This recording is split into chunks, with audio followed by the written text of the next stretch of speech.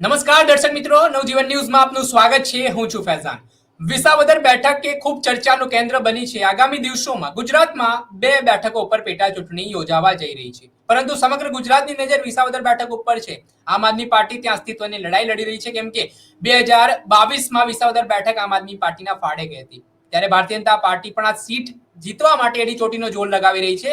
આમ આદમી પાર્ટી અને ભારતીય જનતા પાર્ટીના દિગ્ગજ નેતાઓની એન્ટ્રી છે તે વિસાવદરમાં થઈ ચૂકી છે. ત્યારે આપણી સાથે આદિવાસી સમાજના દિગ્ગજ નેતા અને ડેડિયાપાડાના આમ આદમી પાર્ટીના ધારાસભ્ય ચૈતર વસાવા જે સતત વિસાવદરની જનતા સાથે મળી રહ્યા છે, તેમની સાથે આપણે જાણવાના પ્રયાસ કરીશું. પહેલા તો કે વિસાવદરનો માહોલ શું કહી રહ્યો છે અને કઈ રીતની લડાઈ આમ આદમી પાર્ટીની રહેવાની છે. પહેલા તો ચૈતરભાઈ, સૌપ્રથમ નવજીવન ન્યૂઝમાં આપનું સ્વાગત છે. જી ધન્યવાદ. ચૈતરભાઈ, વિસાવદરે આમ આદમી પાર્ટી માટે અસ્તિત્વની લડાઈ કહેવાય રહી છે, કેમ કે ભારતીય જનતા પાર્ટીએ આ સીટ જીતવા માટે સંકલ્પ લઈ રહી છે. સી આર પાટીલ પોતે વિસાવદરમાં જોવા મળી રહ્યા છે.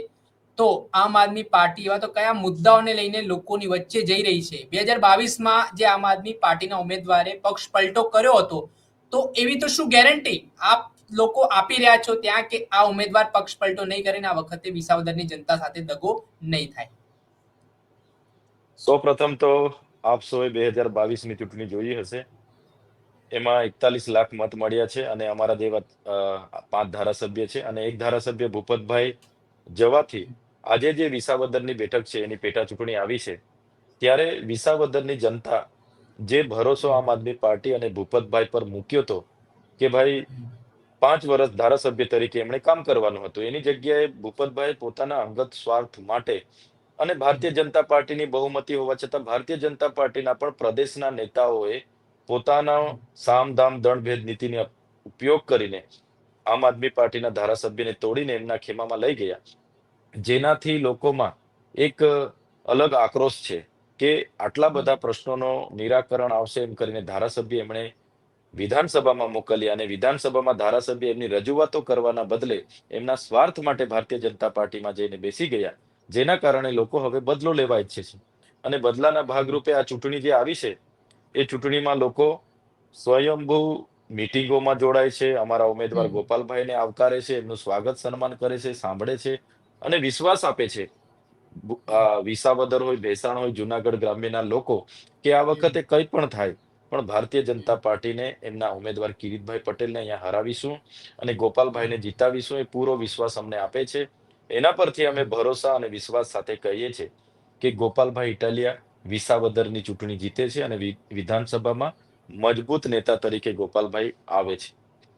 ચેતરભાઈ, બદલો કઈ રીતનો હશે? કેમ કે ભૂપત ભાયાણીને તો ભાજપે ટિકિટ નથી આપી. આ વખતે છેલ્લા 10 વર્ષથી જુનાગઢના ભૂગોળને જાણતા એવા કિરીટ પટેલ જે સતત ચર્ચામાં જોવા મળી રહ્યા છે અને વિપક્ષ દ્વારા તેમના પર આરોપો પણ કરવામાં આવી રહ્યા છે. ત્યાં સુધી તો જયેશ રાદડિયાએ કહી દીધું થોડાક દિવસ પહેલાની સભામાં કે વિપક્ષ ખાલી આરોપો કરીને રાજનીતિ કરી રહ્યું છે. જો કિરીટ પટેલે ભ્રષ્ટાચાર કર્યો હોય, કૌભાંડ કર્યું હોય તો સાબિત કરી બતાવે તેવી ઓપન ચેલેન્જ વિપક્ષના નેતાઓને આપી છે. તો હવે ખરાખરીનો જંગ લાગે છે, કેમ કે બદલો લેવાની વાત કેવી રીતે આવશે અહીંયા? આપ જાણો છો કે ગુજરાતમાં 30 વર્ષથી ભારતીય જનતા પાર્ટીનું શાસન છે. એમાં 18 વર્ષથી આ વિધાનસભાના લોકોએ ભારતીય જનતા પાર્ટીના ઉમેદવારને સત્તાથી દૂર રાખ્યા છે. તમે જોયું હશે કેશુબાપા અહીંયા જીત્યા હતા, બાદમાં કેશુબાપાને સીએમ માંથી હટાવવામાં આવ્યા, એમણે પોતાની પાર્ટી બનાવી, ફરી અહીંયા જીત્યા છે. બાદમાં એમના પુત્ર ભરત પટેલ એ જીપીપી માંથી ભારતીય જનતા પાર્ટીમાં જોડાયા અને ભારતીય જનતા પાર્ટીના ઉમેદવાર બનીને આવ્યા, એમણે પણ હારનો સ્વાદ અહીંયા ચાખવો પડ્યો. બાદમાં હર્ષદભાઈ રીબડિયા જીત્યા, એ કોંગ્રેસમાંથી ભારતીય જનતા પાર્ટીમાં ગયા અને એમણે પણ હારનો સામનો કરવો પડ્યો. હવે ભૂપતભાઈ આમ આદમી પાર્ટીમાંથી ભારતીય જનતા પાર્ટીમાં ગયા છે. એટલે ભૂપતભાઈ અને ભારતીય જનતા પાર્ટીએ જે ધારાસભ્ય તરીકેની તોડ કરી છે અને સમયે જે ચૂંટણી આવી છે ત્યારે લોકોમાં એક આક્રોશ છે. અહીંયા પ્રશ્નો તમે જોઈ લો, અહીંયા જમીન સર્વેના એટલા બધા ડખા થયા છે, ખેડૂતોને જવાબ આપવા વાળું કોઈ નથી. પાક નુકસાની થઈ જે તે વખતે સરકારે પેકેજ જાહેર કર્યા પણ એમના લાગતા વળગતાઓને એનો ફાયદો થયો. આ વિસ્તારમાં પાક વીમાના અનેક પ્રશ્નો ઉભા છે. સાથે સાથે જે સહકારી ક્ષેત્રે લોકો જ્યારે ટેકાના ભાવ માટે મગફળી નાખવા જાય, તુવેર નાખવા જાય ત્યારે પણ જે કમિશનો પ્રથા છે અને એ તમામ માળખાઓ આજે ભારતીય જનતા પાર્ટીના લોકો બોગસ મંડળીઓ ઊભી કરીને ચલાવી રહ્યા છે. ત્યારે લોકો હવે ખૂબ સારી રીતે જાણી ગયા છે અને લોકો સામે ચાલીને અમે ખાટલા બેઠકો કરવા જઈએ, ડોર ટુ ડોર કરવા જઈએ કે રાત્રિ મીટિંગો કરવા જઈએ, સામે ચાલીને લોકો કહે છે ચિંતા નહીં કરતા, આ વખતે ગોપાલભાઈ સાથે છે અમે, અને આમ આદમી પાર્ટીને જીતાડીને જ રહીશું. અને લોકો સ્વયંભૂ નિસ્વાર્થ ભાવે પોતે ઉમેદવાર હોય એ રીતના રસ લઈને આ ચૂંટણી લડી રહ્યા છે. એના પરથી લાગે છે કે આમ આદમી પાર્ટી અહીંયા જીતે છે. બીજો પ્રશ્ન એવો ઉઠી રહ્યો છે, તમામ પત્રકારોના આવા સવાલો છે કે જે ભાજપ અને કોંગ્રેસે ત્યાંના સ્થાનિક ઉમેદવારોને ચહેરા તરીકે ઉતાર્યા છે, પરંતુ આમ આદમી પાર્ટીના ઉમેદવારે બહારના ઉમેદવાર છે, એ પ્રકારનો પ્રચાર સત્તા પક્ષ પણ કરી રહી છે. તો આવી પરિસ્થિતિઓમાં તમે કઈ રીતે લોકોને વિશ્વાસ અપાવી રહ્યા છો કે ગોપાલ ઇટાલિયા તેમની સાથે રહેવાના છે ધારાસભ્ય બની ગયા બાદ, અને તેમના કામો પણ એ જ રીતે થશે જે રીતે સ્થાનિક ઉમેદવારોએ જે તે સમયે ધારાસભ્ય બન્યા હતા એના ત્યારે કરીને બતાવ્યા છે? આગળ તમે જોયું હશે કેશુબાપા પણ આયાતી ઉમેદવાર તરીકે લડવા માટે અહીંયા આવ્યા હતા અને જીત્યા હતા, અને લોકો માટે ખૂબ સારા કામ કર્યા છે. નરેન્દ્રભાઈ મોદી પણ પોતાની જન્મભૂમિ કે કર્મભૂમિ પરથી થોડા લડે છે, એ પણ વારાણસીથી ચૂંટણી લડે છે. તો કોઈ પણ નેતા, ગોપાલભાઈ કોઈ સીમિત એક વિધાનસભાના નેતા નથી. ગોપાલભાઈ એ ગુજરાતના નેતા છે, અને ગોપાલભાઈના નેતૃત્વમાં 2022ની ચૂંટણી અમે પણ લડ્યા છે, અને અમે જાણીએ છીએ એમની કામ કરવાની રીત, એમની સમજ, એમનું માર્ગદર્શનથી અમે બધા આગળ વધ્યા છે.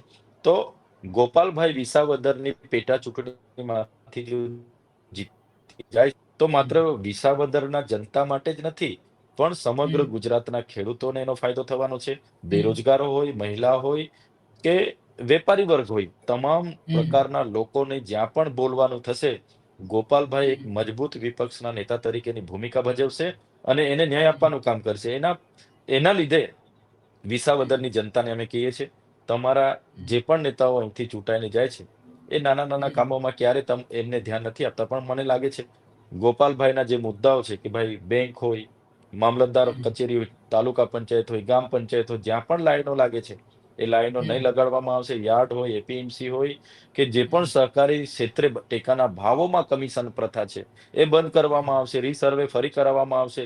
ઇકો ઝોન અટકાવવામાં આવશે. તમામ પ્રકારના મુદ્દાઓ લઈને અમે ગામમાં જઈએ છીએ અને લોકોનો સારો સહકાર મળે છે. એટલા માટે ગોપાલભાઈ પર જેટલો પણ સમય હશે, વિસાવદર સમેત સમગ્ર ભેસાણ, જુનાગઢ ગ્રામ્ય અને ગુજરાતના લોકોનું કામ કરશે, એ પૂરી ખાતરી હું આપના માધ્યમથી આપું છું. ચેતરભાઈ, બીજો પ્રશ્ન, ગઈકાલે રાતનો બનાવ બન્યો છે ને થોડાક દિવસ પહેલા પણ આમ આદમી પાર્ટીને ભાજપના સમર્થકો સામે જોવા મળ્યા હતા. હવે જે પરિસ્થિતિ બની રહી છે, જેમ જેમ ચૂંટણી નજીક આવી રહી છે, પ્રચાર તેજ બની રહ્યો છે, તે રીતે વિખવાદ પણ ઉભા થઈ રહ્યા છે. અને ગઈકાલે ગોપાલ ઇટાલિયા કહી રહ્યા છે કે તેમના ઉપર હુમલાનો પ્રયાસ થયો છે. તો આ પરિસ્થિતિને કઈ રીતે જોઈ રહ્યા છો? કેમ કે જ્યારે એક ઉમેદવાર લોકશાહીમાં પ્રચાર કરતો હોય અને તેના પર આ પ્રકારની ઘટના બનતી હોય, તો ગોપાલ ઇટાલિયાની આ વાતમાં તમે શું કહેશો? આ લોકશાહી છે. લોકશાહીના પર્વમાં તમામ પક્ષ પાર્ટીના ઉમેદવારો હોય એ પોતાની રીતે લોકો વચ્ચે જતા હોય છે, અપીલ કરતા હોય છે અને મતદાતાઓને પોતાના તરફ ખેંચવા માટેના પ્રયાસો કરતા હોય છે. એવી જ રીતે ગોપાલભાઈની ગત રોજ વિધાનસભા વિસાવદરને આજુબાજુના ગામડામાં એમની પોતાની વિધાનસભા ચૂંટણીને લઈને જનસંવાદ કાર્યક્રમ હતો. એ દરમિયાન ત્યાંના કોર્પોરેટરના પુત્ર અને એક તાલુકા સદસ્યના પુત્ર અને એમની ગેરકાયદેસર મંડળી બનાવીને ત્યાં ચેનચાળા કરવામાં આવ્યા અને અભદ્ર ભાષાનો ઉપયોગ કરવામાં આવ્યો, કાકરીચાળો કરવામાં આવ્યો, ગોપાલભાઈની ગાડીને ઘેરાવો કરવામાં આવ્યો. તો આ એ બતાવે છે કે ભારતીય જનતા પાર્ટીને એવું હતું કે કિરીટભાઈ પટેલનું નામ ડિક્લેર થશે એટલે માહોલ બની જશે. પણ જેવું કિરીટભાઈ પટેલનું નામ અહીંયા જાહેર થયું ઉમેદવાર તરીકે, એટલે લોકોમાં આક્રોશ વધારે જોવા મળ્યો. એટલે આ ભારતીય જનતા પાર્ટીના લોકો બોખલાઈ ગયા અને અમારા ઉમેદવાર ગોપાલભાઈને કઈ રીતના ડિસ્ટર્બ કરાય, અમારા કાર્યકરોનું મનોબળ કઈ રીતના તૂટે, એ પ્રકારના પ્રયાસો કરવામાં આવે છે. અને બીજી વાત રહી કે ગોપાલભાઈ પોતે પોલીસ સ્ટેશને પહોંચે છે, એમને રજૂઆતો કરે છે, છતાં પોલીસ જાણે કોઈના ફોનની રાહ જોતી હોય એમ કલાક દોઢ કલાક ત્યાં પહોંચતી નથી. એ પણ એક સંવેદનશીલ બાબત છે. એટલે અમે પૂરી જવાબદારી અને ગંભીરતાપૂર્વક ચૂંટણી આયોગને કહીએ છીએ, પ્રશાસનને કહીએ છીએ, એકદમ નિષ્પક્ષપણે આ ચૂંટણી કાર્યક્રમ થાય એવી અમારી માંગણી છે. અને જે બોખલાહટ ભારતીય જનતા પાર્ટીમાં જોવા મળી છે એ પ્રમાણે લોકો આવનારા દિવસોમાં પણ કંઈ ને કંઈ કરવા પ્રયાસ કરશે. તે દિવસે પણ લોકો અને જનતા સતર્ક રહે અને પ્રશાસન પણ સતર્ક રહે એવી પણ અમે પ્રશાસન અને ચૂંટણી આયોગ પર માંગ કરીએ છીએ. ચૈતરભાઈ, આગામી સમયમાં દિગ્ગજ નેતાઓ આવવાના છે. રાજ્યસભાના, લોકસભાના સાંસદોથી માંડીને કેબિનેટ મંત્રીઓ, ગૃહ રાજ્યમંત્રી હર્ષ સંઘવી, મુખ્યમંત્રી ભૂપેન્દ્ર પટેલ, તો કેટલા પડકારો આમ આદમી પાર્ટી માટે રહેશે? કેમ કે જ્યારે વાવ વિધાનસભાની બેઠક હતી ત્યારે આ તમામ નેતાઓએ ત્યાં પ્રચાર કર્યો અને આ પ્રચારની સીધી અસર જોવા મળી કે જે આ ભારતીય જનતા પાર્ટીના ઉમેદવાર છે જીતી ગયા, કોંગ્રેસના જે ઉમેદવાર હતા એ દાવો કરતા હતા જીતના, એ હારી ગયા. તો હવે આવી સ્થિતિ ફરી એકવાર એ જ રણનીતિ સાથે ભાજપ મેદાનમાં ઉતરી છે ને દાવાઓ બધા કરી રહ્યા છે અમે જીતીશું, પરંતુ લાગે છે કંઈક કપરા ચઢાણ હોઈ શકે છે નેતાઓ સામે.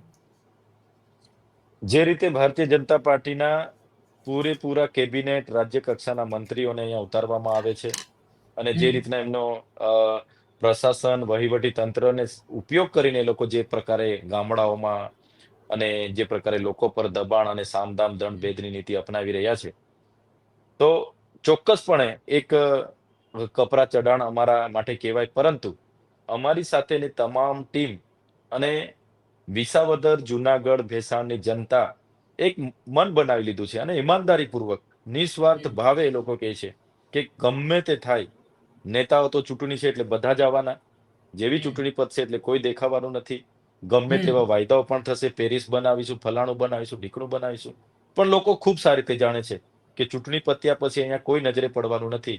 એટલા માટે ગમે તે આવે, મંત્રી આવે, તંત્રી આવે, કોઈ પણ આવે, એ મોટા મોટા વાયદા વચનો કરી જશે, પણ લોકો માનવાના નથી.